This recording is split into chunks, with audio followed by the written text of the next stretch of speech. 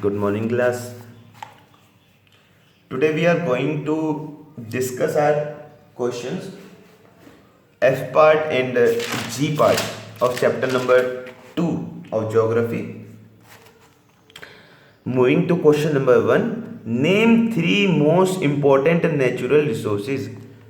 3 important natural resources का नाम बताइए. The 3 most important natural resources, ऐसे natural resources जो नेचुरली अकर करते हैं, जिनको हमने नहीं बनाया है. तो वो कौन कौन से हैं? लैंड हमने नहीं बनाया है, सॉइल हमने नहीं बनाई है, और वाटर भी हमने नहीं बनाया. बट ये हमारे लिए बहुत नेसेसरी हैं, इनके बिना हमारा सर्वाइवल मुश्किल हो जाएगा. चलिए, second question, mention any 4 uses of land के कोई भी 4 यूजेस बताने हैं. ठीक है. Land is the basic necessity of human being. Land human की बेसिक नेसेसिटी है, एक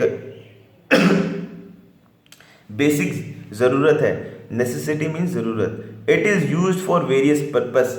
इसको हम अलग अलग पर्पस के लिए इस्तेमाल करते हैं. जैसे कि land is used for cultivation of crops, फसल उगाने के लिए. Land is used for grazing of animal, जानवरों को अपने जो हमारे कैटल्स होते हैं इनको चराने के लिए. Land is used for building settlement and industry. हम लैंड के ऊपर रहते हैं तो हमारी जो सेटलमेंट्स हैं वो भी लैंड के ऊपर हैं. Land is used for making roads and railways, और रोड्स एंड रेलवेज के लिए भी हमें लैंड की ज़रूरत होती है. Okay. Question number 3, what is humus and how is it useful for soil. Humus क्या होता है? The remains of plants and animals decomposes to form humus. Remains of plants and animals का मतलब है जब कोई प्लांट या कोई एनिमल मर जाता है तो वो डिकम्पोज हो जाता है, यानी सड़ जाता है, और सॉइल में मिल जाता है ह्यूमस बनकर. ठीक है. Humus is useful for soil as it increases the ability of soil to absorb water, thus increasing the fertility of soil.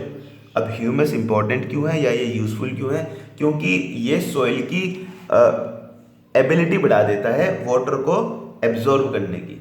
अगर ह्यूमस ज़्यादा होगा तो सॉइल ज़्यादा वाटर एब्जॉर्ब कर पाएगी, और अगर सॉइल ज़्यादा वाटर एब्जॉर्ब करती है तो उसकी फर्टिलिटी ऑटोमेटिकली इंक्रीज हो जाएगी. Name the soil forming factors. ऐसे फैक्टर्स बताइए जो सॉइल को फॉर्म करते हैं. The factors responsible for formation of soil are parent rock, किस रॉक से सॉइल बन रही है.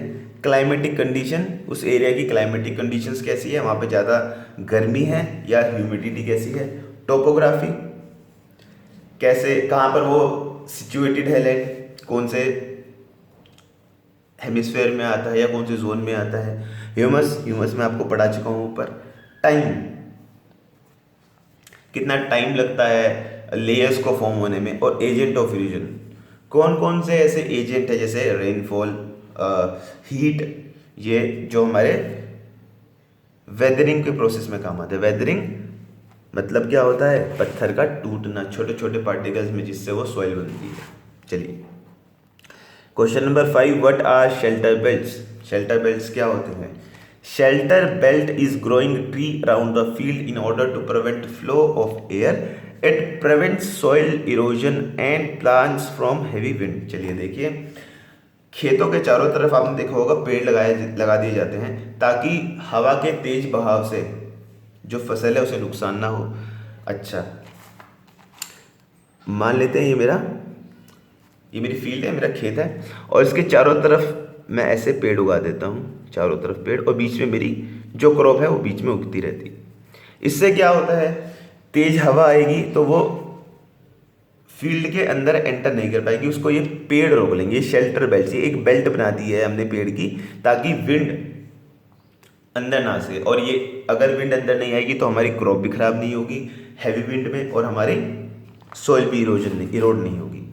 Name 4 region that faces water scarcity. ऐसे 4 रीजन्स के नाम बताइए जहाँ पर वाटर की स्कार्सिटी है. स्कार्सिटी यानी कमी. The region suffering from water scarcity are. ऐसे रीजन्स जहाँ पर वाटर की कमी है, पानी की स्कार्सिटी है, वो है northern Africa. Northern part of Africa, Africa एक कॉन्टिनेंट है, हमारे 7 कॉन्टिनेंट है: Asia, Africa, Europe, Antarctica, North America and South America. ठीक है. और एक ऑस्ट्रेलिया. तो नदर्न अफ्रीका, जो अफ्रीका कॉन्टिनेंट का नदर्न पार्ट है, नदर्न पार्ट मतलब नॉर्थ पार्ट। दूसरा central and west Asia, Asia में central and west Asia. Central Asia होता है हमारा चाइना, मंगोलिया, ये वाला रीजन, और वेस्टर्न एशिया हमारा हो गया कजाकिस्तान, उज्बेकिस्तान, ये वाला एरिया। फिर आते हैं हम साउथ अमेरिका में। साउथ अमेरिका में भी वाटर स्कार्सिटी है। साउथ अमेरिका में ब्राज़ील, अर्जेंटीना, वेनेजुला, ये देश आते हैं, यहाँ पर भी वाटर की स्कार्सिटी है। फिर फोर्थ है central and western Australia. Australia भी एक कॉन्टिनेंट है और ऑस्ट्रेलिया एक कंट्री भी है। तो ऑस्ट्रेलिया का जो सेंट्रल पार्ट है, सेंट्रल वाला, और वेस्टर्न पार्ट है जो, वहाँ पर भी वाटर की स्कार्सिटी है। What is rain water harvesting? Rain water harvesting क्या होता है? रेन वाटर हार्वेस्टिंग का मतलब है, रेन वाटर हार्वेस्टिंग मतलब रेन का जो वाटर है, बारिश का जो पानी है उसको हार्वेस्ट करना। हार्वेस्ट करना मतलब उसको बचाना या उसको स्टोर करके रखना। Rain water harvesting is an important method of conserving water.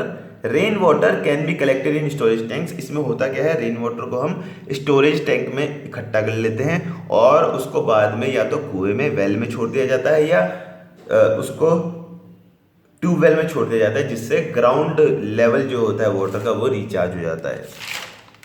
चलिए, answer the following question in details. Question number 1, which factors affect soil formation, describe any 4 of them. ऐसे फैक्टर्स बताने हैं जो सॉइल की फॉर्मेशन में help करते हैं या सॉइल की फॉर्मेशन के लिए रिस्पॉन्सिबल है। तो सबसे पहले parent rock. Parent rock decide the colour, texture and chemical properties of soil form. Parent rock decide करेगा कि जो सॉइल फॉर्म होगी उसका कलर कैसा होगा, उसका टेक्सचर कैसा होगा और उसमें केमिकल प्रॉपर्टीज कैसी होंगी। चलिए, क्लाइमेटिक कंडीशंस,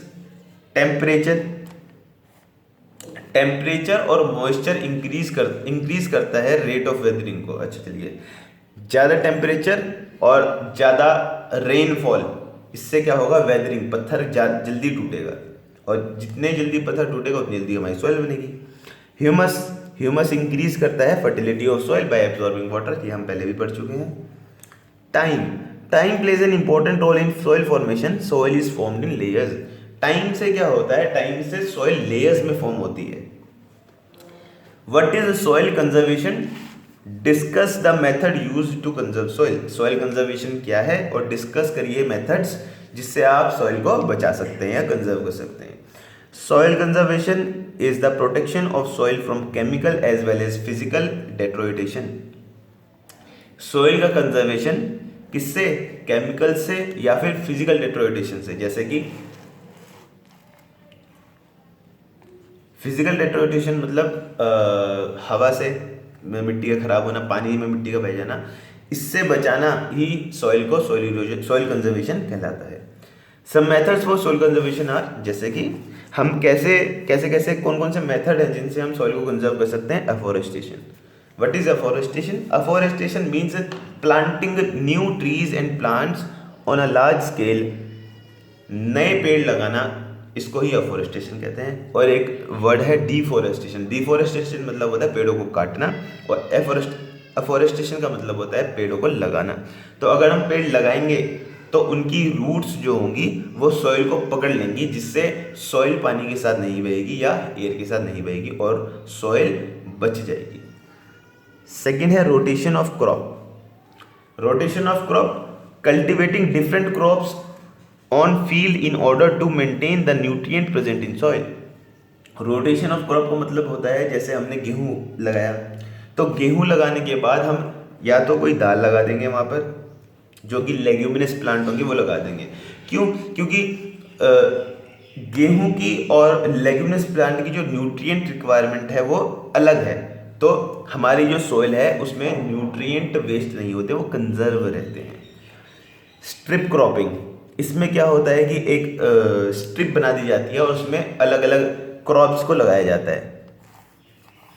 टेरेस फार्मिंग, ये मोस्टली हिली एरियाज में देखने को मिलते हैं, जहाँ पर टेरेस बना दिए जाते हैं और वहाँ पर फार्मिंग होती है। Next question, what are the various ways in which water is useful to us. तो कौन से वेज में वाटर यूजफुल है हमारे लिए? Water is use for domestic purpose like cooking, bathing, washing etcetera. Domestic purpose के लिए यूज होता है। Water is use for irrigation, irrigation of land, पानी देने के लिए खेतों को। हमारी क्रॉप्स के लिए इंपॉर्टेंट है। Water is the basic necessity for human की बेसिक नेसेसिटी है, एनिमल्स को भी पानी चाहिए और प्लांट्स को भी पानी चाहिए। Water is use for making electricity, और वाटर से हम इलेक्ट्रिसिटी बना सकते हैं। चलिए last question is describe the method of conserving water, कैसे आप पानी को बचा सकते हैं। Some methods of conserving water are industrial waste should be treated before discharging it into rivers. जो हमारा इंडस्ट्रियल वेस्ट है, इंडस्ट्री से आने वाला जो वेस्ट है उसको पानी में छोड़ने से पहले हम ट्रीट करें, यानी कि उसको उसके साफ करें, उसमें से पॉल्यूटेंट्स निकाल दें। वाटर फ्रॉम किचन्स में भी यूज फॉर गार्डनिंग, किचन का जो वाटर है उससे हम गार्डनिंग कर सकते हैं। Planting more trees will result in improving seepage of water in the soil. जितने ज़्यादा प्लांट्स होंगे उतनी ही रूट्स पानी को एब्जॉर्ब करेंगी और उतना ही हमारा जो पानी होगा वो सीप होकर ग्राउंड वाटर में जाएगा और हमारा ग्राउंड वाटर लेवल बढ़ेगा। New method of irrigation like sprinkler and drip irrigation must be used, और हमें नए मेथड ऑफ इरिगेशन यूज करने चाहिए जैसे sprinkler and drip irrigation. Okay class, ये एक्सप्लेनेशन थी आपकी क्वेश्चंस की, और जो पिछले चैप्टर्स हैं उनकी एक्सप्लेनेशन भी मैं आपको यूट्यूब पे जल्दी ही दे दूंगा। Okay class, thank you.